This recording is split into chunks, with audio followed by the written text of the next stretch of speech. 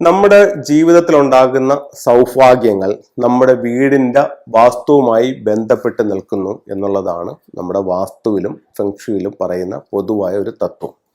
അപ്പോൾ കഴിഞ്ഞ ഇത്രയും വർഷത്തെ എക്സ്പീരിയൻസ് വെച്ചിട്ട് അത് ഓരോ വീടും നമ്മൾ കൺസൾട്ട് ചെയ്തതൊക്കെ വെച്ചിട്ട് ഈ പറയപ്പെടുന്ന കാര്യങ്ങൾ വളരെ സത്യസന്ധമായിട്ടുള്ള കാര്യങ്ങളാണെന്ന് നമുക്ക് ബോധ്യപ്പെട്ടിട്ടുണ്ട്. അപ്പോൾ ഇത് തന്നെ കഴിഞ്ഞ ഒരു 5-6 വർഷങ്ങളായിട്ട് ഞാൻ യൂട്യൂബിനകത്ത് പറയുകയും ചെയ്യുന്നു. അപ്പോൾ യൂട്യൂബ് കാണുന്ന ലക്ഷക്കണക്കിന് ആൾക്കാർ ഈ വീഡിയോ കണ്ടിട്ട് ഇത് ശരിയാണെന്ന് അവർക്ക് ബോധ്യപ്പെട്ടിട്ട് അവർ വിളിച്ചു അവരുടെ തന്നെ അനുഭവങ്ങൾ നമ്മളോട് പറയുകയും അല്ലെന്നുണ്ടെങ്കിൽ അതിൻ്റെ റെമഡികൾ ചോദിക്കുകയും അല്ലെങ്കിൽ അവർ കൺസൾട്ടിങ്ങിന് വിളിക്കുകയും ചെയ്യുന്ന ഒരു അവസ്ഥയും ഉണ്ട്. അപ്പം ഞാൻ പറഞ്ഞു വന്നതെന്ന് പറഞ്ഞു കഴിഞ്ഞാൽ ഇപ്പം ഒരു കാരണം, പല കാരണങ്ങളുണ്ട്. നമ്മുടെ സൗഭാഗ്യങ്ങൾക്ക് തടസ്സമായിട്ട് നിൽക്കുന്ന പല കാര്യങ്ങളുണ്ട്. ഒന്നെന്ന് പറയുന്നത് പലരുടെയും ഒരു വലിയ ദുഃഖമാണ് വിവാഹം. വിവാഹം എന്ന് പറഞ്ഞാൽ വിവാഹം ഒരു ദുഃഖം എന്നല്ല ഞാൻ പറയുന്നത്. കല്യാണപ്രായം കഴിഞ്ഞ മക്കളുടെ വിവാഹം നടക്കാതെ നിൽക്കുന്നത് രക്ഷിതാക്കളെ സംബന്ധിച്ചിടത്തോളം ഒരു വലിയ ദുഃഖത്തിന് ഉള്ള ഒരു കാരണമാണ്. ആ വ്യക്തികൾക്കും അങ്ങനെ തന്നെയാണ്, അവരത് പുറത്ത് കാണിക്കുന്നില്ല എന്നേ ഉള്ളൂ. അപ്പം അവര് ജ്യോതിഷത്തിൽ നോക്കിയാൽ അങ്ങനെ പല കാര്യങ്ങളും നോക്കി, അതൊക്കെ എന്ത് തന്നെ ആയിക്കോട്ടെ, വാസ്തു പ്രകാരം അല്ലെങ്കിൽ ഫെങ്ഷു പ്രകാരം ഇങ്ങനെ വിവാഹത്തിന് തടസ്സമായിട്ട് എന്തെങ്കിലും കാര്യങ്ങളുണ്ടോ എന്നുള്ളതാണ് നമ്മൾ നോക്കുന്നത്. അപ്പം ഫെങ്ഷുവിൽ പറയുകയാണെങ്കിൽ ഓരോ ദിക്കുകളും ഓരോ സൗഭാഗ്യങ്ങളാണ്. അപ്പൊ ഒരു വീടിന്റെ തെക്കു പടിഞ്ഞാറ്, അതായത് കന്നിമൂല, സൗത്ത് വെസ്റ്റ് കോർണർ, ഇത് മൂന്നും പറയുന്നതെന്ന് പറഞ്ഞു കഴിഞ്ഞാൽ ചില ആൾക്കാർ വീഡിയോയിൽ കമന്റ് ഇടുന്നുണ്ട്, സാറേ തെക്കു പടിഞ്ഞാറ് എന്ന് പറയാതെ സൗത്ത് വെസ്റ്റ് എന്ന് പറയണം. ചിലർ പറയും സൗത്ത് വെസ്റ്റ് എന്ന് പറഞ്ഞാൽ മനസ്സിലാവുന്നില്ല, തെക്ക് പടിഞ്ഞാറ് എന്ന് പറയുന്നത് ചിലർക്ക് കന്നിമൂല എന്ന് പറഞ്ഞാലേ മനസ്സിലാവും. അപ്പൊ ഞാൻ മൂന്നും പറയുമ്പോൾ പിന്നെ കുഴപ്പമില്ലല്ലോ. അപ്പം ഈ തെക്ക് പടിഞ്ഞാറ് എന്ന് പറയുന്നത്, അതായത് നമ്മളൊരു വീടെടുത്തു, വീടിനെടുത്തിട്ട് വീടിനെ കറക്റ്റ് 9 തിരിച്ചു. 9 തിരിച്ചപ്പോഴത്തേക്ക് ഇതിനെ 8 ദിക്കുകളും ബ്രഹ്മസ്ഥാനവും വന്നു. അപ്പൊ അതിന്റെ തെക്കും പടിഞ്ഞാറും കൂടിച്ചേർന്ന മൂല തെക്കു പടിഞ്ഞാറ് മൂല. അപ്പൊ ഇതിലൊരു പ്ലാൻ വരയ്ക്കുമ്പോൾ ഈ തെക്കു പടിഞ്ഞാറ് മൂല ഒഴിച്ചിട്ടുകൊണ്ടാണ് ഞാൻ എൻ്റെ വീട് വെച്ചിരിക്കുന്നത്. അങ്ങനെയാണെന്ന് കണക്കാക്കുക. അപ്പൊ അങ്ങനെയാണെന്നുണ്ടെങ്കിൽ തെക്ക് കന്നിമൂല നഷ്ടപ്പെട്ടു പോയി. അപ്പം ഇത്തരത്തിലുള്ള വീടുകളിൽ വിവാഹ തടസ്സം ഉണ്ടാവും. ഇപ്പം വിവാഹത്തിന്റെ പ്രായമായി നിൽക്കുന്നു അല്ലെങ്കിൽ വിവാഹപ്രായം കഴിഞ്ഞ് നിൽക്കുന്ന വീട്ടുകാർ ഈ വീഡിയോ കാണുന്നെങ്കിൽ നിങ്ങൾ നിങ്ങളുടെ വീടിന്റെ പുറത്തിറങ്ങിപ്പോയി തെക്കു പടിഞ്ഞാറ് മൂല വീട്ടിലുണ്ടോ ഇല്ലയോ എന്ന് നോക്കുക. ഉറപ്പായിട്ടും നിങ്ങൾക്ക് അവിടെ കാണത്തില്ല. അതുകൊണ്ടാണ് വിവാഹം നടക്കാതെ നിൽക്കുന്നത്. ഇത് നമുക്ക് തെക്ക് പടിഞ്ഞാറ് മൂല ഈ രീതിയിലൊന്നും പോയിട്ടില്ല. തെക്ക് പടിഞ്ഞാറ് മൂല എന്ന് പറഞ്ഞു കഴിഞ്ഞാൽ ഇത്ര ഭാഗം മാത്രം ചെറിയ കട്ടിങ്സേ ഇവിടെ ഇങ്ങനെ പോയിട്ടുള്ളൂ. എങ്കിലും ഇത് നിങ്ങളെ ബാധിക്കും.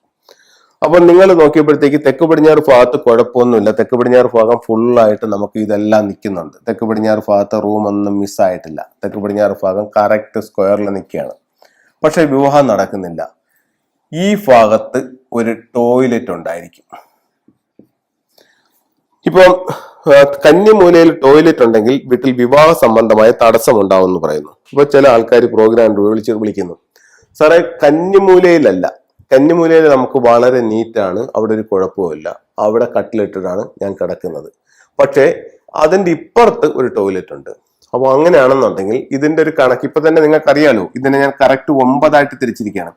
ഈ 45 ഡിഗ്രിക്കകത്ത് എവിടെ ടോയ്ലറ്റ് വന്നാലും കന്നിമൂലയിലെ ടോയ്ലറ്റ് ആയിട്ട് അതിനെ കണക്കാക്കും. അപ്പോഴത്തേക്ക് അങ്ങനെയാണെന്നുണ്ടെങ്കിലും പിന്നെ വിവാഹ സംബന്ധമായിട്ട് തടസ്സം അതുണ്ടാകും.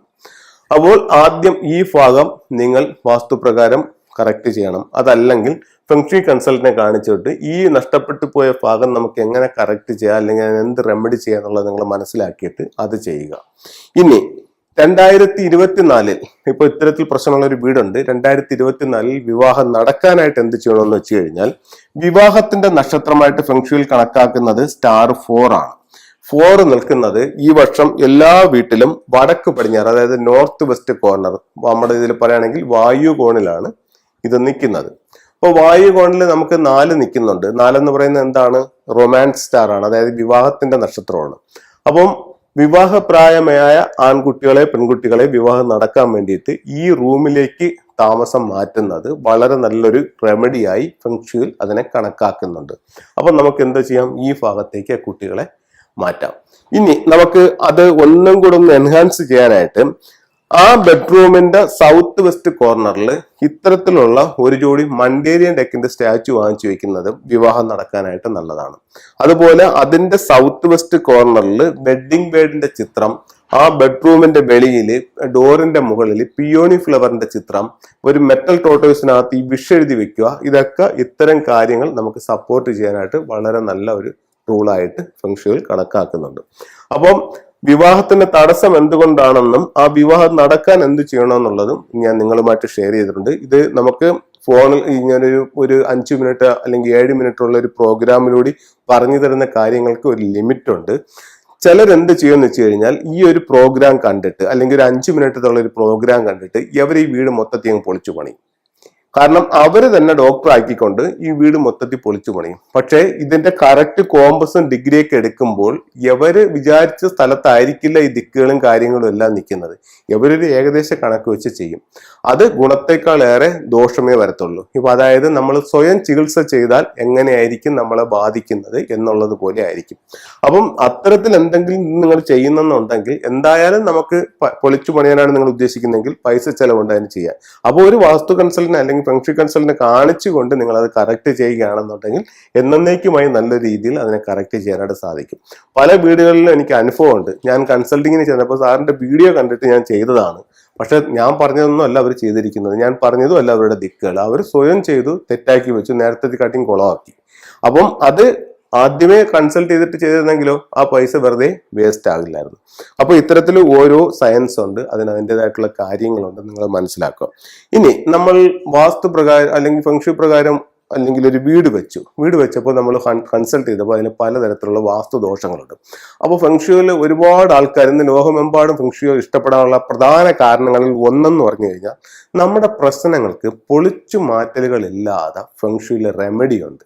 ഇപ്പൊ ഉദാഹരണത്തിന് ഏറ്റവും സിമ്പിൾ ആയിട്ട് നമുക്ക് ചെയ്യാവുന്ന ഇത് തന്നെ വെച്ചാൽ തന്നെ ഈ 4 അനിമൽസ് വെച്ചാൽ തന്നെ നമ്മുടെ ജീവിതത്തിൽ വലിയ വ്യത്യാസങ്ങൾ ഫെങ്ഷുവിൽ പറയുന്നുണ്ട്. അതായത് ചൈനയുടെ വിശ്വാസപ്രകാരം 4 ദിക്കുകൾ 4 സ്വർഗീയ മൃഗങ്ങളാൽ സംരക്ഷിക്കപ്പെടുന്നു എന്നാണ് ചൈനയുടെ വിശ്വാസം. അപ്പം നമ്മളുടെ സ്വീകരണ മുറി എടുക്കുക. സ്വീകരണ മുറിയുടെ സെന്ററിൽ കോമ്പസ് വെച്ചുകൊണ്ട് നമ്മൾ 8 ദിക്കുകളും മനസ്സിലാക്കിയിട്ട് ഓരോ ദിക്കിലും അതിൻ്റെതായിട്ടുള്ള സിംബോളിക് ആയിട്ടുള്ള ചില അനിമൽസ് ഉണ്ട്. അതായത് ചൈനയുടെ വിശ്വാസപ്രകാരം 4 ദിക്കുകൾ 4 സ്വർഗീയ മൃഗങ്ങളാൽ സംരക്ഷിക്കപ്പെടുന്നതാണ്. വീടിന്റെ വാസ്തുദോഷത്തിന് നല്ലൊരു പരിഹാരമായി ഇത് ഫെങ്ഷുയിൽ ഉപയോഗിക്കുന്നുണ്ട്. ഇത് വടക്ക് ദിക്ക്. ഇപ്പൊ ചില വീടുകളിൽ ചെല്ലുമ്പോഴത്തേക്ക് ഇത് അറിയാതെ ആൾക്കാർ ഇങ്ങനെ ചരിച്ചു വെച്ചിട്ടുണ്ട്, തല കീഴായിട്ട് വെച്ചിട്ടുണ്ട്. അങ്ങനെയൊന്നുമല്ല, തല മുകളിലേക്ക് നോക്കി സ്വീകരണമുറിയുടെ വടക്ക് ഭാഗത്ത് ഒരു ഒരു ആമയുടെ രൂപം വയ്ക്കാം. അത് സ്വീകരണമുറിയുടെ നോർത്തിലാണ്. അതിന്റെ നേരെ ഓപ്പോസിറ്റ് ആയിട്ട് ഒരു ഫീനിക്സ് ബേർഡ് വെക്കാം. ഫീനിക്സ് ബേർഡ് നമുക്കറിയാം, ആമ വെക്കുമ്പോൾ നമുക്ക് എന്താ റിസൾട്ട്? തൊഴിൽപരമായിട്ട് അഭിവൃദ്ധി, ദീർഘായുസ്, ഇതൊക്കെ നമുക്ക് ആമ തരും. ഫീനിക്സിനാണെങ്കിൽ നമുക്ക് പേര്, പ്രശസ്തി, അംഗീകാരം, വിജയം. ഫീനിക്സ് എന്ന് പറഞ്ഞാൽ നമുക്കറിയാം അഗ്നിയിൽ നിന്ന് ഉയർത്തെഴുന്നേൽക്കുന്ന പക്ഷിയാണ്. എല്ലാം നഷ്ടപ്പെട്ടു പോയാൽ പോലും നമുക്ക് അതിൽ നിന്നൊക്കെ ഉയർത്തെഴുന്നേൽക്കാനായിട്ടുള്ള ഒരു എനർജി ഈ ഒരു ഫീനിക്സ് ബേർഡിലൂടെ നമുക്ക് കിട്ടും. അങ്ങനെയാണെങ്കിൽ ഒരു ഫീനിക്സ് ബേർഡ് വാങ്ങിച്ചു വെച്ചാൽ പോരെ എന്ന് ചിന്തിക്കേണ്ട. ഇത് അതിൻ്റെതായിട്ടുള്ള ഡയറക്ഷനിൽ വെച്ചിട്ട് നിങ്ങളുടെ പ്രവർത്തനങ്ങളും നമ്മൾ എല്ലാം കേട്ടുകൊണ്ടിരുന്നിട്ട് കാര്യമില്ല. നമ്മുടെ പ്രവർത്തനങ്ങളും ആ രീതിക്ക് മുന്നോട്ട് കൊണ്ട് വരികയാണെങ്കിൽ ഉറപ്പായിട്ട് ഈ കാര്യങ്ങളിൽ നിങ്ങൾക്ക് റിസൾട്ട് ഉണ്ടാവും. അടുത്തത് കിഴക്ക് ഭാഗത്ത് ഒരു ഗ്രീൻ ഡ്രാഗൺ. ഇതെന്ന് പറയുന്നത് മറ്റുള്ളതെല്ലാം നമ്മളൊരു 8 അടി ഹൈറ്റിലാണ് വെക്കുന്നതെങ്കിൽ ഗ്രീൻ ഡ്രാഗൺ കുറച്ചും കൂടെ ഉയരത്തിൽ കിഴക്കിൽ ഒരു 9 അടി ഹൈറ്റിലെങ്കിലും വെക്കണം. ഏറ്റവും ഉയർന്ന് ഗ്രീൻ ഡ്രാഗൺ ഇരിക്കണം. പല വീടുകളിലും നമ്മൾ കൺസൾട്ടിങ്ങിന് പോകുമ്പോൾ അറിഞ്ഞുകൂടാതെ താഴ്ത്തി വെച്ചാക്കുന്നതൊക്കെ കണ്ടിട്ടുണ്ട്. അടുത്തത് ഒരു വൈറ്റ് ടൈഗർ. ഇത് പടിഞ്ഞാറ് ദിക്കിന്റെ പൂർണ്ണ സംരക്ഷണം ഏറ്റെടുക്കുമെന്നാണ് ഫെങ്ഷുയിൽ പറയുന്നത്. അതായത് സ്വീകരണമുറിയുടെ ഡ്രാഗൺ ഇരിക്കുന്നതിന്റെ നേരെ ഓപ്പോസിറ്റ് ആയിട്ട് പടിഞ്ഞാറ് ഭാഗത്ത് അത് വയ്ക്കാം. ഇനി നമുക്ക് ഇപ്പം ഒരുപാട് പേര് ഇന്നിപ്പോ ഏറ്റവും കൂടുതൽ വാങ്ങിക്കുന്ന 2 ടൂളുകളിൽ ഒന്ന് ലാഫിൻ ബുദ്ധയാണ്. ഇത് ട്രാവലിംഗ് ബുദ്ധ എന്ന് പറഞ്ഞിട്ടുള്ള ഒരു മോഡലാണ്. ഇപ്പൊ എല്ലാ വീട്ടിലും ഇപ്പൊ ഒരാള് എൻ്റെ അടുത്ത് വിളിച്ചിട്ട് ചോദിക്കുന്നു, സാർ എനിക്കൊരു ഫെങ്ഷി പ്രോഡക്റ്റ് വാങ്ങിച്ചാൽ കൊള്ളാറുണ്ട്, അല്ലെങ്കിൽ ഫെങ്ഷി ടൂള് വാങ്ങിച്ചാൽ കൊള്ളാറുണ്ട്, ഞാൻ ആദ്യം ഏത് സാധനം വാങ്ങിക്കണം, ഏത് ടൂള് വാങ്ങിക്കണം എന്ന് ചോദിച്ചാൽ ഒറ്റ ഇതേ ഉള്ളൂ. നിങ്ങൾ ആദ്യമായിട്ടാണ് ഒരു ടൂള് വാങ്ങിക്കുന്നതെങ്കിൽ നല്ലൊരു ലാഫിൻ ബുദ്ധ വാങ്ങിക്കുക. ലാഫിൻ ബുദ്ധ എൻ്റെ കയ്യിൽ ഉണ്ടെന്ന് പറയും. ചോദിച്ചു കഴിഞ്ഞാൽ ഇത്രയേ കാണത്തുള്ളൂ. അങ്ങനെ വെച്ചിട്ട് കാര്യമൊന്നുമില്ല. മിനിമം ഈ ഒരു സൈസ് എങ്കിലും വെക്കണം. അതാണൊക്കെ തന്നെ ഇതിൽ ഒരുപാട് മോഡലുണ്ട്. അതിൽ ഏറ്റവും നല്ലൊരു മോഡൽ എന്ന് പറയുന്നത് ഈ ട്രാവലിംഗ് ബുദ്ധ എന്ന് പറയുന്ന ഈ ഒരു മോഡലാണ്. ഇത് നിങ്ങൾ വാങ്ങിച്ചിട്ട് പ്രധാന ഡോറിൽ നിന്നും വീട്ടിനുള്ളിലോട്ട് നോക്കി ഇതിനെ വെക്കാവുന്നതാണ്. അത് കഴിഞ്ഞിട്ട് അടുത്ത ഒരു ടൂൾ വെക്കുന്നതെന്ന് പറഞ്ഞു കഴിഞ്ഞാൽ 3 ലെഗ്ഡ് ഫ്രോഗ് വെക്കാം. അതായത് 3 കാലുള്ള ഒരു തവള എല്ലാ സൗഭാഗ്യങ്ങളുമായിട്ട് നമ്മുടെ വീടിനുള്ളിലേക്ക് വരുന്നതായിട്ടാണ്. ഇതിന് 1, 2-3 കാലുകളാണ്. ചുണ്ടിൽ ഒരു ചൈനീസ് കോയിനും പിടിച്ച് എല്ലാ സൗഭാഗ്യങ്ങളുമായിട്ട് ഒരു ഫ്രോഗ് നമ്മുടെ വീട്ടിനുള്ളിലേക്ക് കടന്നു വരുന്ന രീതിയിലാണ്. ഈ ഫ്രോഗ് വെക്കുമ്പോൾ കുറച്ച് വലിയ കോയിൻസ് കിട്ടുമെങ്കിൽ വാങ്ങിച്ചു വെക്കുന്നത് നല്ലതാണ്. എല്ലാ ഫ്രോഗിലും വലിയ കോയിൻസ് വരാറില്ല. പക്ഷെ വലിയ കോയിൻസ് വെക്കുന്നതാണ് കൂടുതൽ പോസിറ്റീവ് ആയിട്ടുള്ള ഒരു എനർജി നമുക്ക് കിട്ടുന്നത്. അപ്പോൾ അതുകൊണ്ട് നമുക്ക് ആ ഒരു ഭാഗത്ത് അതങ്ങനെ ചെയ്യാവുന്നതാണ്.